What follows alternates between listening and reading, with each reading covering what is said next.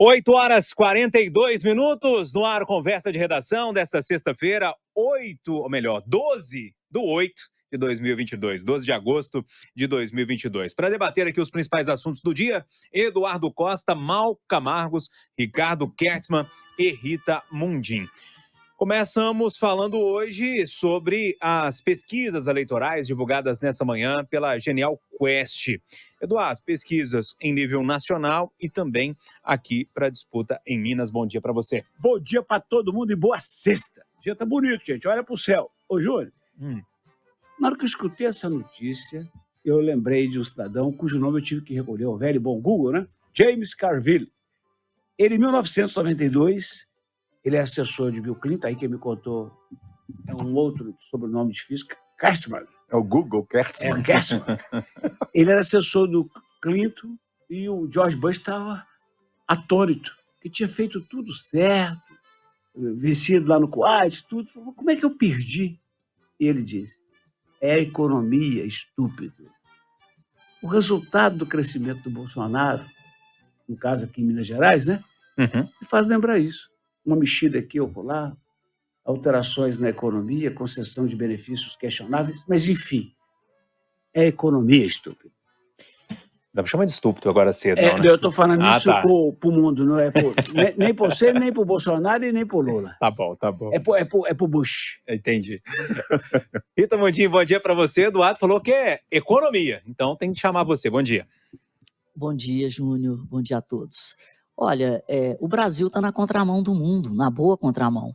Nós estamos com crescimento sendo elevado a cada dia. Tivemos ontem a divulgação dos números do setor de serviços, que é o mais importante na formação do PIB. Surpreendeu de novo, positivamente. Esperava-se um crescimento de 0,5%. O setor de serviços cresceu 0,7%. E diante do crescimento do setor de serviços, ontem mesmo, por exemplo, o Itaú já revisou as projeções de crescimento do Brasil no segundo trimestre para 1%, e para o ano, agora 2% é piso. O Brasil deve crescer 2,5%. Por outro lado, ontem também, junto com a divulgação do setor de serviços, a Petrobras voltou a baixar o preço do diesel nas refinarias. Então, nós estamos tendo uma diminuição da pressão inflacionária. A inflação ela não acaba em 24 horas e nunca vai acabar, né? O que a gente está vendo é que a dispersão, a contaminação dos itens que compõem a cesta do IPCA, ela está só diminuindo. Lá no pico da inflação, a inflação atingia cerca de 78% dos itens. Agora nós já estamos em 65%. Isso porque o que é essencial é que contamina a maioria dos itens. E nós estamos falando de queda de energia e queda de combustível e queda de telecomunicações, coisas que todo cidadão usa. Está na cesta de consumo de todo cidadão. Então, essa sensação de melhora no mercado de trabalho, já que o setor de serviços está bombando, então mais empregos serão gerados. Nós podemos terminar o ano com a taxa de desemprego em 8%. Ela caiu de 14,7% para 9,3% em um ano. Cerca de 11 milhões, 12 milhões de brasileiros retornaram ao mercado de trabalho. Nos últimos 3 meses, quem falou isso foi o IBGE, foram 3 milhões de brasileiros retornando ao mercado de trabalho. Então, isso realmente conta na hora do voto, na hora da escolha de programa e de modelo a ser perseguido e a ser mantido. Então, nós temos um modelo que já foi adotado e um em curso. E esse, eu acho que é um plebiscito entre o capitalismo de Estado, com o Estado maior, cheio de políticos, né, com estatais aparelhadas, e um capitalismo de mercado. Esse é o plebiscito das urnas. Ô, Mal Camargos, pesquisa aponta a queda na vantagem de Lula sobre Bolsonaro entre os eleitores mineiros, apesar de ainda ter uma vantagem, né? E também aponta um favoritismo do governador Romeu Zema, que venceria, então, o ex-prefeito Alexandre Calil no primeiro turno. Bom dia para você. Bom dia, Júnior. Bom dia, amigos. Bom dia, ouvintes.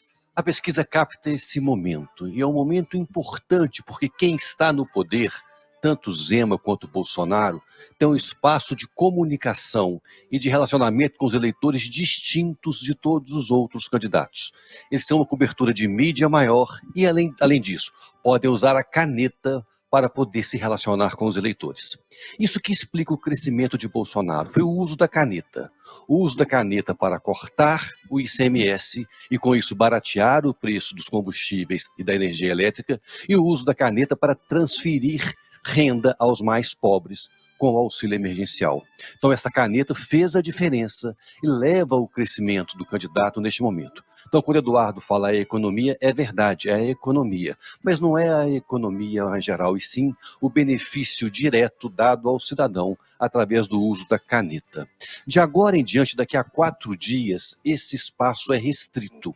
Os 2 candidatos, ou todos os candidatos, terão a mesma cobertura da imprensa, terão o mesmo espaço de se relacionar com os eleitores, porque a campanha começa no dia 16. E logo em seguida, no final de agosto, começa o horário de propaganda gratuita no rádio e na televisão. Aí sim, o eleitor vai poder, de fato, comparar os projetos. A comparação não é tão simples como o capitalismo de Estado e o capitalismo de mercado. Tem muito mais coisa em jogo para o eleitor. Tem a qualidade de vida, tem a expectativa de futuro, tem como ele vê, como que ele se representa no comportamento e no que diz cada um dos seus líderes. É esse que vai determinar o voto no dia 2 de outubro. Ricardo Kietzmann, Ciro Gomes do PDT tem 6%, Simone Tebet do MDB aparece com 1%, e todos os outros não pontuaram no recorte feito aqui em Minas Gerais. Na disputa para o governo de Minas, a expectativa, pelo menos o retrato de momento da pesquisa, mostra então o governador Romeu Zema vencendo a eleição já no primeiro turno. Bom dia para você. Bom dia, Júnior. Bom dia, amigos da Itatiaia. Como o Malco falou aí agora, acho que ele conseguiu resumir muito bem, ele explicou mais detalhadamente, acho que o que o Eduardo quis dizer, né? Que a economia, ela influencia muito nas eleições, mas ela influencia dessa forma, quando o governante de turno tem o poder para tomar ações, né, que beneficiem a população, ainda que seja de forma eleitoreira. Vou fazer, é uma brincadeira, tá, Rita, por favor. Se a economia e o Brasil real tivesse desse jeito aí, vai dar presidente Bolsonaro no primeiro turno com 87% dos votos. Mas em relação à pesquisa que a gente está falando, eu tenho um pouco de preguiça, sabe, Júnior, de falar de pesquisa, porque eu, Ricardo, sendo um instituto sério, de qualidade, como é o nosso Quest aqui, eu chamo de nosso, porque é daqui de BH, é do grande professor e grande atleticano Felipe Nunes, de quem sou fã, e ele é ouvinte aqui do programa, hein? Abraço, Felipe. Eu não apenas acredito, como eu confio nas pesquisas, sabe? E sempre quando um resultado é divulgado, para um lado ou para o outro, sempre tem gente reclamando, dizendo que é mentira, que os dados são manipulados. Os números estão indicando, sim, a vitória do governador Romeu Zema em primeiro turno, e eu fico me perguntando aqui, se isso ocorrer mesmo, se isso se confirmar, se abriria caminho para um apoio efetivo, talvez, né, do governador Zema no segundo turno para o presidente Bolsonaro.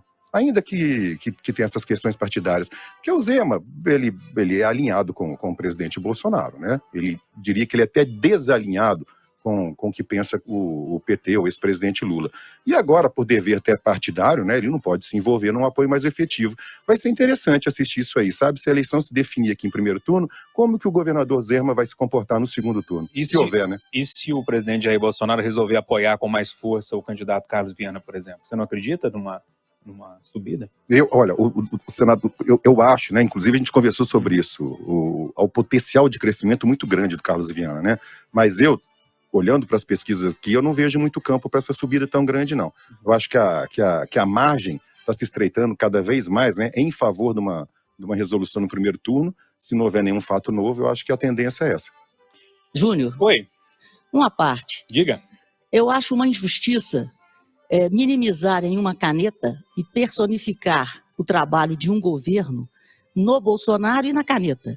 Nós estamos falando de um governo que enfrentou uma pandemia, que está enfrentando uma guerra e que mesmo assim promoveu reformas estruturantes, como a reforma da Previdência, a reforma trabalhista, criou um Banco Central independente, fez o marco do saneamento, o marco do gás, a digitalização do governo, do gov.br, o marco das startups, melhorou a qualidade das garantias.